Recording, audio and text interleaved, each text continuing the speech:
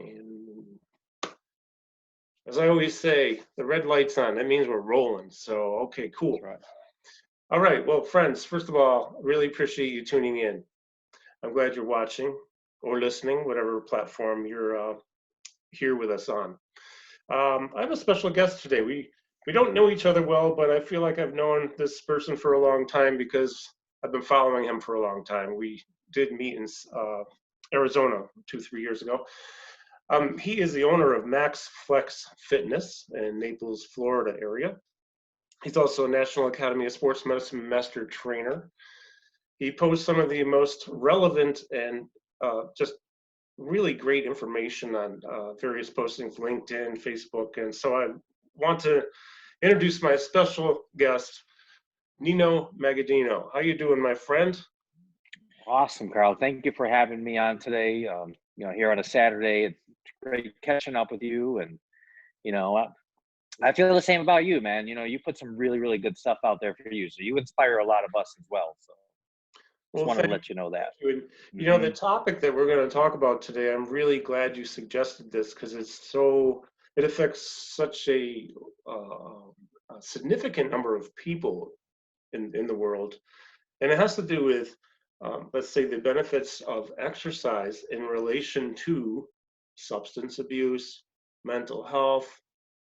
And I'm going to add on to it to say, especially during a pandemic, because we have a pandemic going on. I don't usually date my interviews verbally, but it's June 6, 2020. There's a lot of people are still in isolation or quarantine to a degree. A lot of people are unemployed. There's a lot of stress in various capacities for different reasons. So tell me, Nino, I know you do work at various places close to you. In regards to our topic, what's going on right now? I mean, the stress load, how's that going for people? And what can they do about it exercise-wise? Okay. I just wanted to start off by saying, and we've seen reports of this, it's really unfortunate that it's sad to say, but, when we talk about essential businesses, and some of the essential businesses that stayed open were liquor stores. I don't know if that could be a good thing or a bad thing, but you saw that where, liquor sales were on the rise. They were up 25, 30%. So that's got to have say for something. A lot of people are turning, to either alcohol. Online shopping was through the roof. So people, they're stressed and they might be moving into different avenues to kind of help relieve the stress, to whereas, exercise, what that can do to somebody to be more beneficial to the body, and to the mind, right? And unfortunately too, you've seen where domestic violence was on the rise too. Being locked up, in our houses, drive anybody crazy, but we did see how, on the positive side, bike sales were up. So people were getting bikes, getting out, walking. I feel fortunate to live in Naples, Florida. So I haven't seen a drop of snow in a long time. So I did see a lot of people out at the parks, walking in the neighborhoods, rollerblading. I worked for a company here. I'm one of the consultants for the Blue Zones Project of Southwest Florida, Blue Zones Project. Okay. And one of their mottos is move naturally. So meaning that it doesn't have to be in a gym, right? To where, we do work with our clients in a gym and a refined area, to work on some more specialization. But if people want to get out, moving naturally would be going for a walk, going for a swim, riding your bike, yoga. So that's a great way to relieve stress, learning how to move naturally. So it's all about turning the negatives into a positive. So, piggybacking on that, one thing I've noticed is the university where I work, we shut down, I believe it was March 13th, but personal training ended on March 9th or 10th. So that was it. I went home one day and I didn't go back because we couldn't train anybody. So I've since gone on and done a lot of online virtual training. It's actually worked out really well. I wanted to do it in the past, but this time I'm forced into it, and it's actually working out well, and I'm figuring out how to do it more effectively. But that's a little bit Hmm. besides the point. But the other thing is I was working out at the gym. Now I'm not a big gym kind of guy. I'd rather be doing stuff outside. But in March we still had snow and a bunch of stuff like that. So I'm not a big winter sports person, although I probably should get into some stuff like that. But what I noticed though is as I was going off the trails near a lot of trails near my house, and then when on the warmer days I'd be riding my bike. I have, and still to this day, anytime I go on those trails, and I've been here 27 years this month in this house, I have never seen more activity. Yeah. Individuals, couples, groups, friends, families, they're out there and they're moving. And actually, what's Yeah. funny is they've been kind of friendly too. Like, hey, how's it Yeah. going? We have Ah, yeah, masks on, and exactly. so there is that side of it where there seems to Yeah. be an increased amount of movement. I also had some home equipment that I never Yeah. use, so I put it Yeah. on Facebook Marketplace 2 months ago, and everything sold in like a day. So there was a boom in the Wow. home equipment market. Yes. Yeah.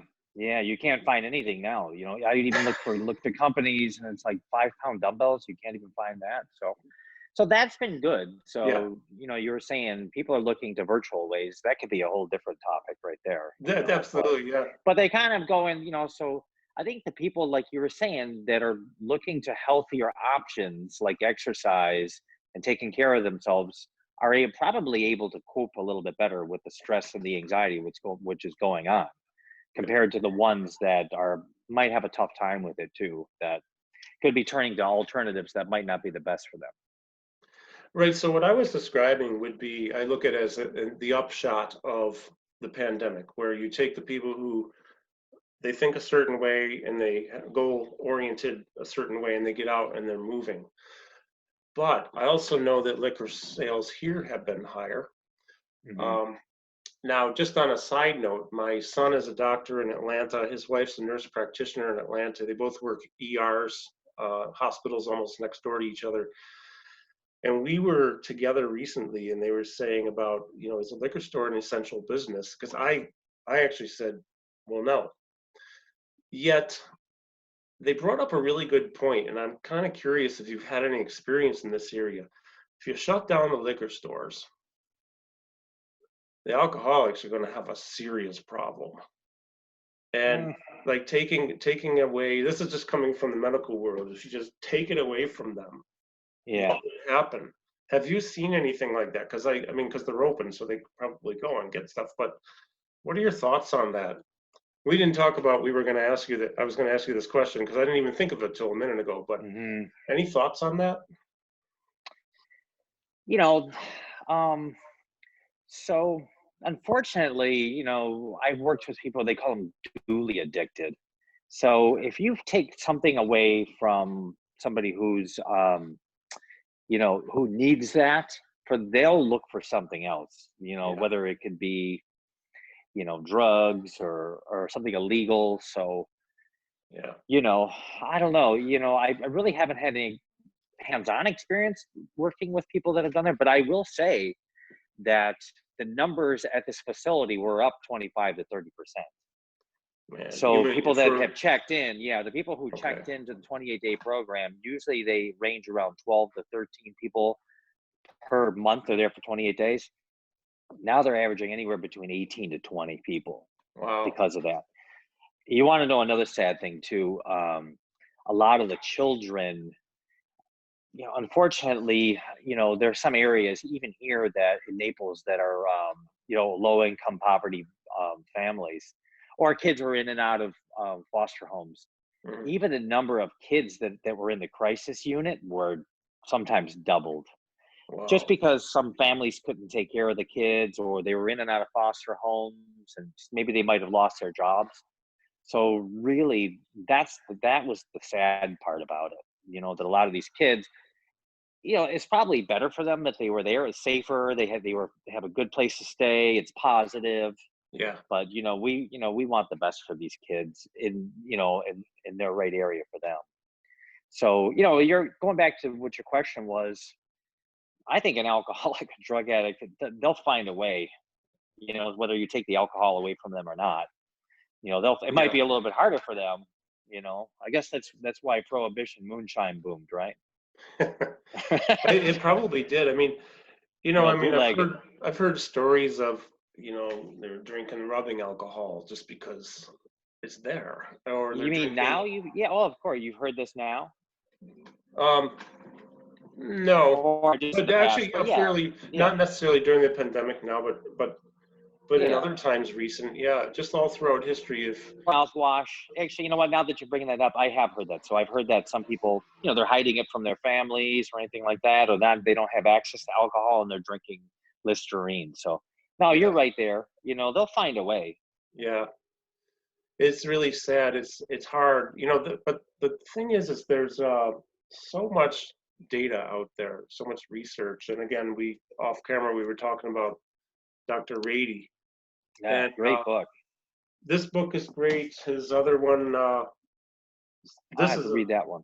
fantastic book. He has other ones too, like this, because my son and I are both very much ADHD. That's another one. That's an older book, but it's great. And then there's one called The User's Guide for the Brain, which I gave to a friend as a gift, but I have the audio books of all those books, but and many others will talk about the brain as like it's your own personal human pharmacy, because when you Mm, get moving, the hormones and the chemicals that are created by an elevated heart rate, let's say, by interacting with nature, especially if you're outside and moving, or with another person and cognitively doing it.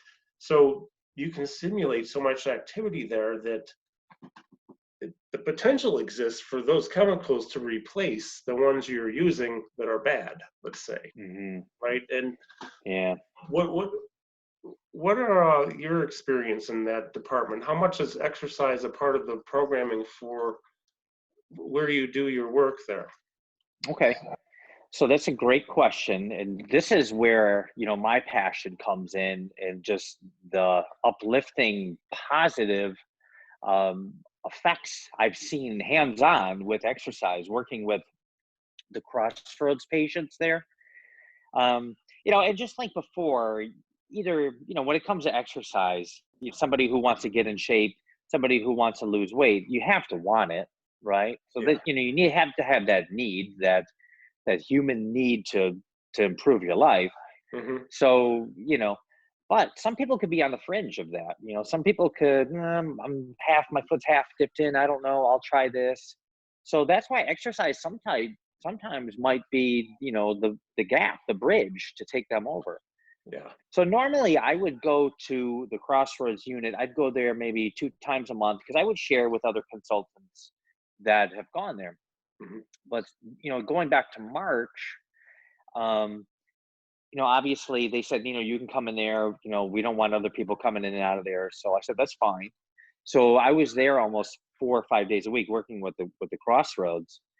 And the seems like I would see the ones that would come in and, they're just getting out of detox 2, 3 days after detox, and they're not really happy campers. Yeah. Obviously they're going through withdrawal. Hmm. The drugs and the alcohol are still in their system. They're a little grumpy, but they're trying, they're doing their thing, obviously, they lived a pretty rough life going up until this point. So, even their hygiene might not be as good.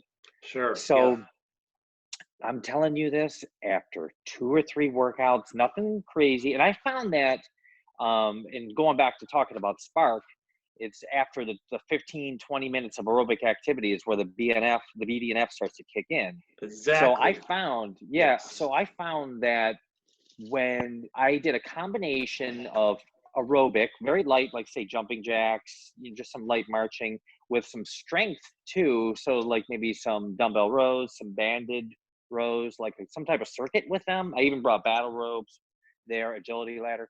So doing this type of circuit proved to be the best workout for them. And Wow. I saw after a week, I saw changes, major changes. Yeah. They were happy. They had better hygiene. They looked a little bit more alive. It was pretty amazing. Even after 2 or 3 workouts, I saw that. And after that 28, 30 days, totally different people, Yeah. totally different. To whereas they might have been a little bit more quiet, reserved before, but seeing them every day and working with them and exercise, and they also did some yoga too. Hmm. So they were able to do some yoga 2 to 3 days a week as well. So they threw that in there. They went outside and played basketball. So after that 30 days, completely different people. Man. It's incredible to see that.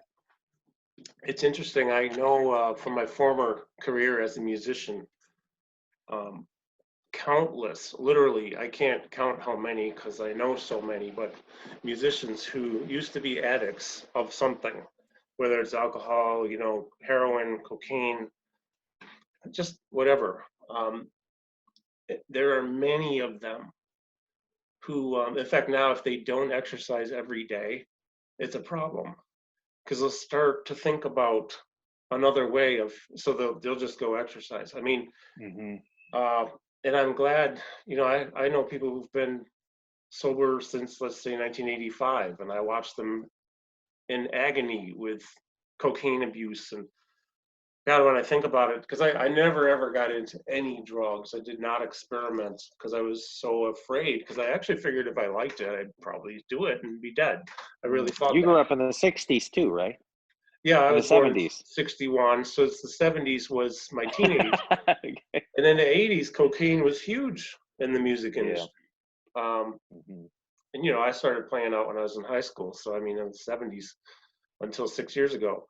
But bottom line is, those who replaced it, they've done really well. They Hmm. move, Yeah. they Yeah. do I other things. imagine Yeah, then they get a it's high. hard. Yep. Yeah. I'm sure it's hard at the beginning. Yeah. It's a huge change. It's scary.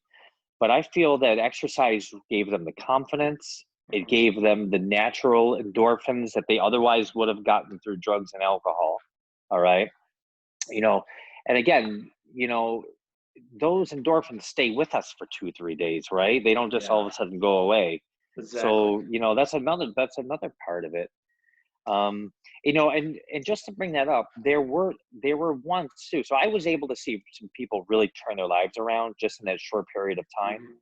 But there were also the ones too. We get back to that whether they wanted it or not. The ones that obviously it's a optional. They don't have to exercise if they don't want to. But it's the ones who I don't want to do that. I don't like to exercise. They be revolving doors. They Yeah. usually they are revolving doors, so they're in and out and in and out. So it's amazing. Just by walking, getting out. What do they say? You move a muscle, you move a thought. You know. So It's true. There's one of my favorite, well, actually, my favorite musician ever who had the biggest influence on me is not a household name. His name was Alan Holdsworth, addict, uh, died 3 years ago. But he was a cyclist, and I'm a cyclist. And he described the bicycle as a thinking machine. And I'll tell you, man, I'm in the woods a lot, trails, all that. I I have my best thoughts when I'm on my bicycle, and I love yeah, it. that's true. It's I true. love it. By the way, Things come to you. I do have two addictions. I don't mean this disrespectfully to anybody when we're talking about addictions. I like seltzer water a whole lot. So I have to have a couple of those, and I really like coffee. So I've worked my way down in the volume of each. Oh And man. it's like, lime or lemon in my water and lots of it, and really trying to just eat healthy. I find not as someone with a somewhat addictive personality, which is also another reason why this conversation is interesting to me, because I've had some issues in the past. Um, Once I'm laser focused, forget about it, because I'm going to get it done. So that means if I'm on the straight and narrow path, which I have been for a long time, of I'm going to eat well, I'm going to exercise well, I'm going to do what it takes because I want it, and I visualize the results, and am have realized them. There's nothing like it. So I will say, speaking from a bit of experience in this arena, which hardly I don't think anybody really knows because I didn't ever talk about it outside my family. Um, with, let's say, alcohol, we'll talk about that. It's the only thing I ever really liked, and I'd never tried anything else. I can't do it. I can't do it anymore because I can't stop. Mm. So I'm admitting this publicly now, and I'm totally cool with this. Uh, Wow. Exercise has replaced that Hmm. completely. So, Yeah, good for you. now Well, it's and I seltzer hear that a water and lot caffeine. too. Yeah, you can't give up the caffeine, man, the coffee.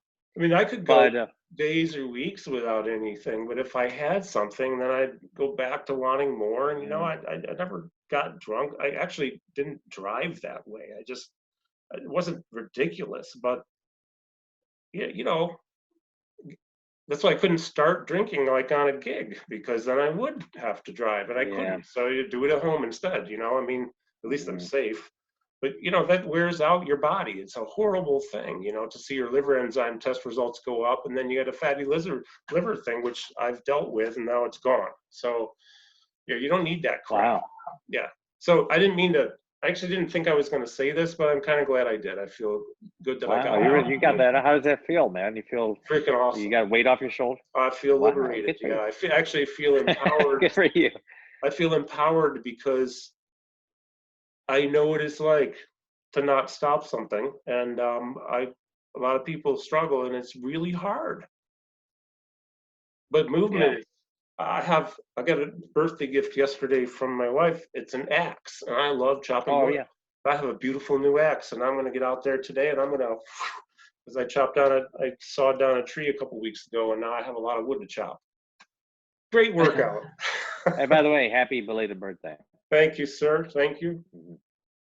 My advice for a lot of people too who do want to get into exercise, and I know, when I'm with the group, it's not just that it's a very structured environment, in Crossroads. So to when they wake up in the morning, they're they're but they do their devotional, they do art therapy, they sometimes I remember they were even going places to ride horses. So it's very structured, they're Oh, doing things together, they yeah, almost become like a family.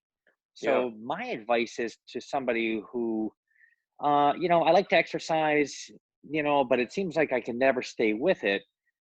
Find a group, find a community of people that you feel that you can get involved with, that's going to hold you accountable, but almost like become your family, your accountability partners, that they're kind of like succeeding together.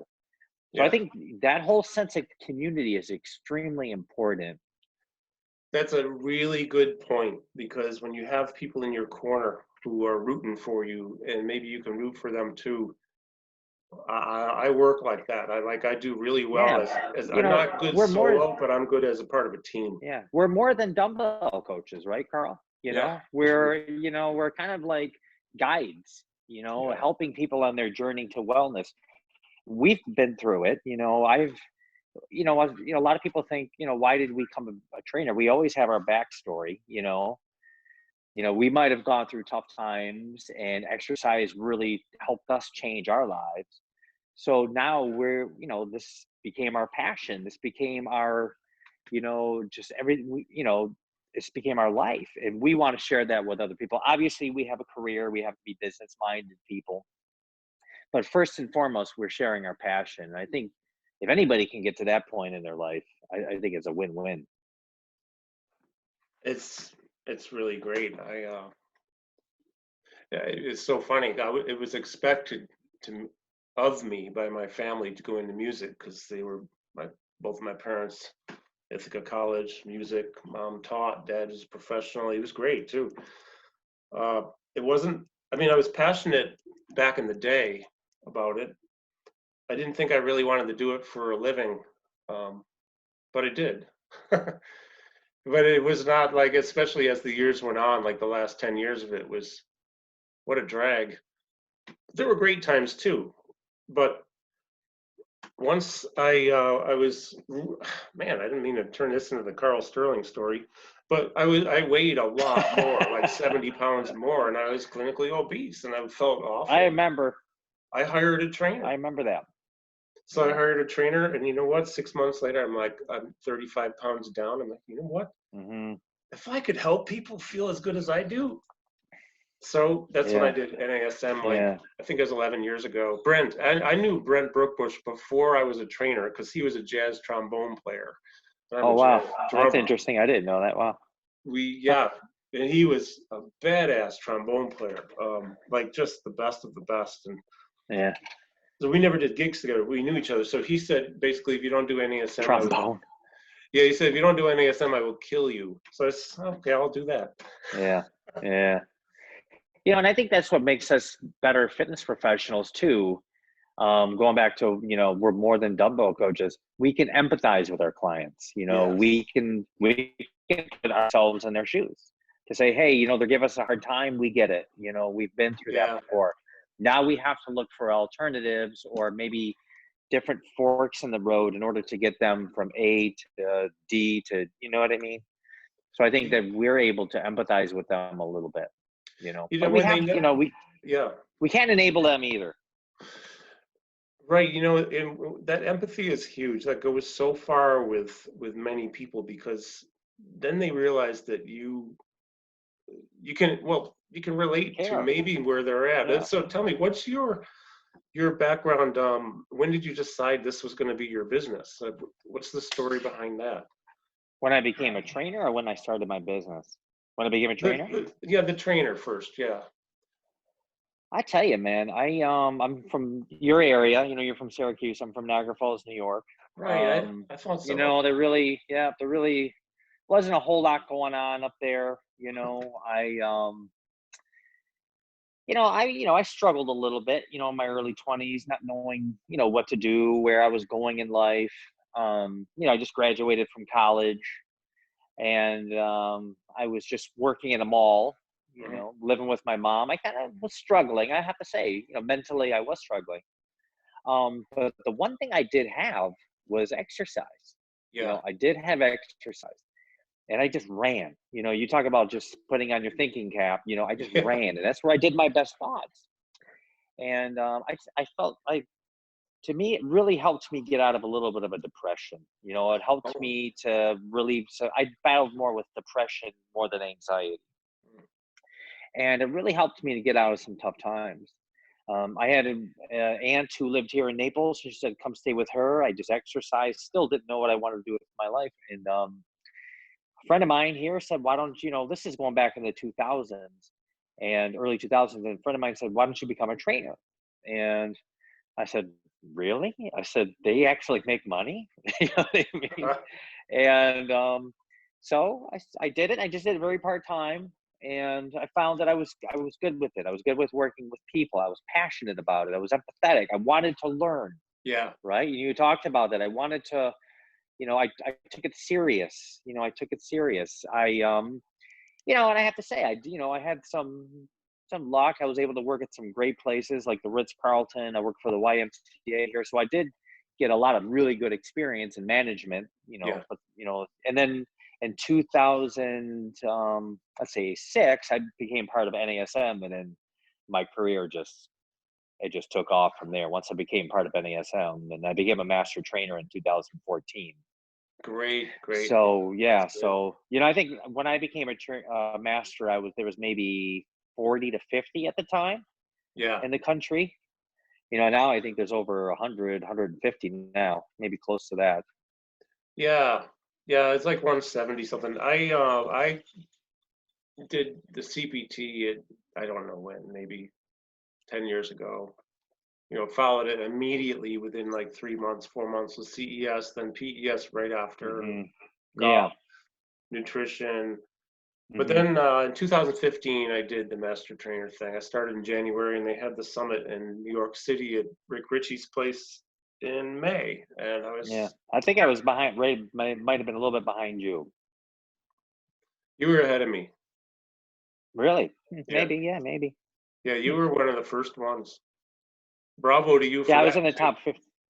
What's Yeah, that? bravo to you for that too. You Oh, jumped in thank early. you. Joey left. I still have it. I see it. Yeah, I have that. I have that shirt too. Still There's still. have it. Yeah, Joey Lefkowitz. Ken Miller was the guy who watched me assess Daryl Cross and program for him at the summit. So Oh yeah. I was a nervous wreck, man, but Ken was really Yeah, cool. yeah, I remember that. Yeah, I almost puked a couple times. Oh man, we talk Yeah, about nerves, anxiety. yeah. Yeah. I started my business in 2011, Max Mhm. Flex Fitness, Yeah.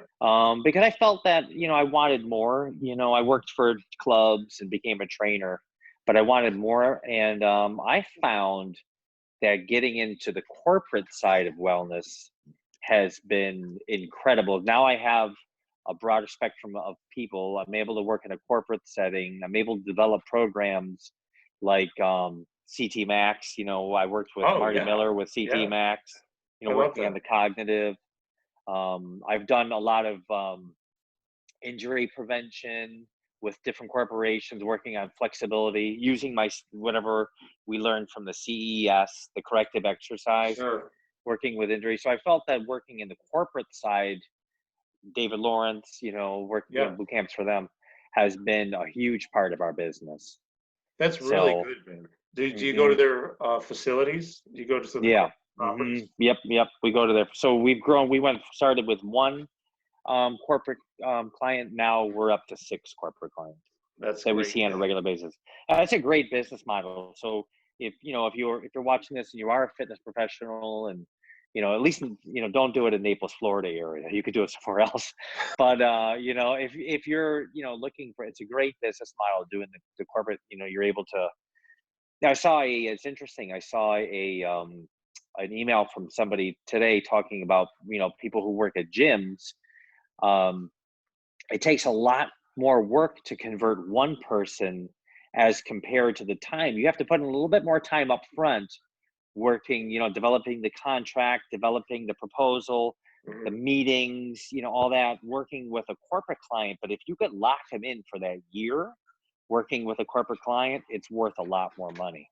Yeah. So Yeah. it really made sense. Like I said, a lot of the chips fell in my favor, man, but it's worth it. Yeah, but you're a hard worker and you're also Thanks, really brother. knowledgeable and you're real good with people. And I think that That's the when you best. have That's huge. that trifecta going on, that's what we need to have in this business to move forward and realize the opportunity to help more people is to be good with people, be good at Hmm. communicating and respecting and having them know that you want to help them. And actually, in your postings, what's really cool about that is that not only are they highly informative and they look good, you can feel your passion coming through there of, we are here for you kind of thing, rather than look at what we have, we're the best, or something like that. And there's a huge Yeah. differentiation there in the eyes of the potential consumer when they know you're passionate and you want to help them. It's a win for Hmm. everybody. Yeah. Yeah. So That's true. bravo to It's you on that, man. Bravo. thanks, Good brother. work. Same here, man. Same here. It's really cool. We talk about the virtual side of things. Just being able to connect with you this way has, it's unfortunate that the pandemic has happened, but as human beings, we have been able to adapt and evolve, right? Yes. So being able to connect with you this way, because we have to look for virtual options. We thought about it, but now this has forced us to do that. And I taught a class this morning, a virtual class this morning. My mom was on back in Buffalo, Niagara Falls. A couple of my cousins were on. I had a friend in New York City. I had a few people here. I just thought that was just incredible. Being able to do that, have the opportunity to do that. It's just not limited to the people we have in our local areas. Yeah. So I think finding a balance of both, having some people like to work with people in person. Some people I'm finding would rather work virtual. Some of my clients are telling me, hey, look, there's no wait times. I don't have to go to the gym. I don't have to drive anywhere. I don't have to be anywhere. Yeah. I'm just here, man. You know what I mean? I don't even have to brush my teeth. I just work out with you, man. And they've gotten incredible results. And you don't know. I might not have pants on. No, I do. But I mean, Yeah, yeah, what's that's funny true. is there are two places that I train out of virtually, right? And right now I'm where I do all the interviews and where I train a fair number of people is right here upstairs in my daughter's old bedroom, right? So here Oh I wow, have yeah, like my yeah, little yeah, mini yeah. training center. Then I have a Yeah, you'd never facility. know the difference. Yeah, and I have a facility that I use a few miles from me, and nobody's there right now. I just, Yeah. I rent by the hour, and it's really cheap. I mean, uh, you can't go wrong for $15 an hour renting a facility, right? And No, then I get to no. virtually go on and do a group of people because I'd rather do Yeah. a group from there than individuals I can do here. It's Groups, worth your time. Yeah. yeah, drive over, set up. It's not really not much I have to do, but Mhm. I have the room there to do the moves. Now I have a new right hip, so I'm moving really well. Yeah, Yeah.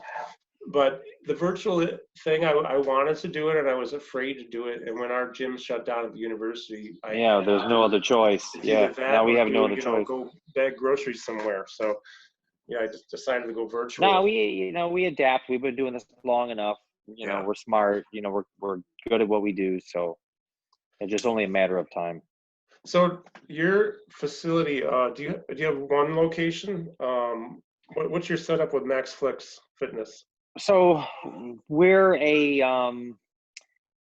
we work in the corporate setting, but we're like a travel company. So I have 10 consultants, okay, Okay. whether it's Zoom instructors, yoga instructors, hit instructors, boot camp, personal trainers.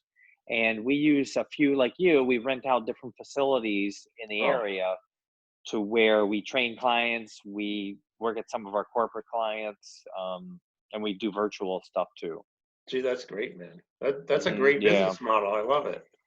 Well, can you imagine if I did have rent for a I was place, gonna say when this happened? the Yeah, price no, of little overhead. bricks and mortar is pretty high, Yeah. anyways. Yep. So this whole rent by the hour thing has worked out well for me. I don't use it Yeah. much, 3 or 4 hours a week, but still, it's an hmm opportunity to be in a place that serves me well, but also serves them, helps me to serve Yeah. them Yeah. better, right? Yeah. Um, what are your future plans? You're always thinking of stuff. I know this, so I have to ask you that question. Awesome, man. Um, we're starting to slowly open up here. Gyms are open they're starting to open up at 100% pretty soon. But still, people are hesitant to go into the facility, even some Sure. of our clients. So Yeah. we are training some clients at home. Um, but I've been putting some thoughts into maybe having my own facility. Mhm. So I think as far as that, I became um, certified in precision nutrition, Oh, yeah. which has been awesome. So that's a little bit more on the behavior change side of things, BCS from NASM. So we're starting to work with a little bit more with our clients, not just say, okay, on the exercise, but more of like a pro coach. So we're working on their habits, their lifestyles, Mhm. um, just kind of roadblocks. We're working on helping them with their macronutrient numbers. Wow. So, as we know, that's where we find the best benefits when we can help people with their nutrition, not giving them, food plans or anything like that, but just kind of like suggestions. Yeah, sure. You can still suggest things, right? I mean, that's hmm the whole idea behind it. hmm Actually, it's interesting. My major in college at Syracuse University, where I was working also, um, just a few years ago, is nutrition. So I think that, in fact, the reason I went back to school is because I knew that training itself was only one piece of the puzzle, as we know, right? What you put in your body, it's hard to out exercise a bad diet. Yeah. You can't. I mean, supplements and all that stuff. It's not going to. Supplements can be valuable, but it doesn't mean it's going to That's why replace it's a anything. supplement. It's just another piece of the puzzle. So, the program there was okay, but I actually really want to check out the PN thing because I've heard that it's really good, and I want to get down It's into the awesome. nuts and bolts and the nitty gritty of all this stuff. I know quite a Mhm. bit, but nowhere near what I need to know to really make a difference in that area. Yeah. Well, and getting back to the mental health side of things, sugar can be very addictive, Oh God, you yes. know, Yeah. salt can be addictive. So even like putting healthier foods into your body can help the mental state as well. So Oh, totally. That's another area where I've had issues in the past. I don't crave sweets anymore, like literally ever. Sorry to say that I do crave sodium, so I have to be careful. Hmm. Yeah, and I think you've had heart issues too, haven't you, in the past? My heart is good. That's really solid, but I have a genetic predisposition to blood clotting. It's called lupus Oh yeah. anticoagulant syndrome. So, in fact, 1 year ago now, I was stuck in Singapore, grounded from flying because when I got there, I had a massive DVT, like 10 inches in the popliteal vein in the left Yeah, leg. yeah. So the clotting has been an issue. Otherwise, I'm good, but just got to be careful. All right, bro. I'm lucky, very, very lucky. Um, this has been great, man. I really appreciate you suggesting this topic of exercise in relation to substance abuse and mental health because like it's not necessarily it's not Rady's Spark book, although he does talk about it somewhat. It's the User's Guide for the Brain, and then there's a Deepak Chopra book, which I don't know the name of it. I have it downstairs. It's probably 25 years old. Don't know the name, but in these books and others that I've read, they talk about the brain as the human pharmacy. It's like if you want heroin, you can get your brain to make something that's heroin like to make you feel good. And basically, it's get moving. The chemicals Yeah. that are created, and like you said, there's also you have to do it for long enough. So 20 minutes or so, it depends upon the person, 15, 20 minutes, maybe a little longer for some, BDNF will become created and circulate. And that just, if you look at that BDNF graphic that I teach in my program that I got from somebody else, but the active state, it, it, what's the word I'm looking for? Well, it causes you to feel happier. It causes you to be less depressed. Nature's antidepressant is Yeah. mood, the brain, it can create it. Well, it's not just that, but it's also remembering things. Totally. The hippocampus, the cerebral cortex, so your memories improved. So there's Absolutely. so much that we discount. It's not just all about feeling good. It's about being smarter, and just that's an Totally. incredible book, man. I keep You holding know? this up, but this is a lot of this is talking about Naperville school district, which Yeah. is I used to live in Chicago for 2 years, and that's right outside Chicago. So I mean, I, not that that matters, but I am familiar with Naperville actually, and this program, which is instituted by Coach Lawler, who passed away many years ago. Rady told me when I was talking with him that I guess Lawler read Rady's material and then said, "We've been doing this for a couple of years. Will you come out and visit us?" So Rady said, "Really? Okay," because the results they were getting are higher test scores by implementing exercise first thing in the morning before you start your classes. Yeah. The lowest obesity rate of any school district in the United States to this day. Uh, Testing on international math and science test scores, they're really high, and in USA Yeah. schools don't tend to be so high. So retention, uh, what's the other word? When you're reading, you're retaining, comprehension and retention. Comprehension. Yeah. Yes, it lasts longer. It stays with you longer, and you feel better. And oh my God, the benefits are huge. Hmm. Yeah, I've been making my daughters work out here at home during the quarantine. Drop down and give me 20. And I'm sorry, I don't mean to take up too much of your time, and not to get personal. You have how many children? 3 daughters. So I Three have a daughters. 14-year-old, I have a 12-year-old, and a 3-year-old. Okay, I 3-year-old remember little you have girl. a young Yeah. one. Yeah, I knew there Yeah. was a young Yeah. one in there because we were Yeah. trying She's to get kept us this pretty scheduled. occupied. Yeah, we were trying to Yeah. get this scheduled, and I know what it's Uh, like to have young kids, and uh, it can be really busy. So, yeah. She's a busybody. well, I appreciate you taking this time, Nino. Yeah. Same Really here, good. man. I appreciate it. Great catching up with you. It's good to see you, my friend. What's your website address so I can put a link on for people and they want to go visit? What's your website? Okay, so if you want to learn a little bit more about our programs, my website is fitnesscoachnino@fitnesscoachnino.com. That's the name of our website, fitnesscoachnino.com. Or you can look up MaxFlex Fitness online. If you want to email me, it's fitnesscoachnino@gmail.com if you have any questions or you want to learn a little bit more about our programs. Fantastic, my friend. Well, I Mhm. appreciate the time, the information, your words of All right, wisdom, awesome. and you're doing great things. If you don't mind, when I end this, just hang on for 1 minute. Just want to ask you a question.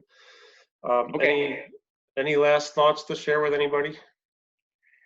Um, I think the one thing I said, you move a muscle, you move a thought, so just start off with something very, very simple. Just get moving and, the rest will take care of itself.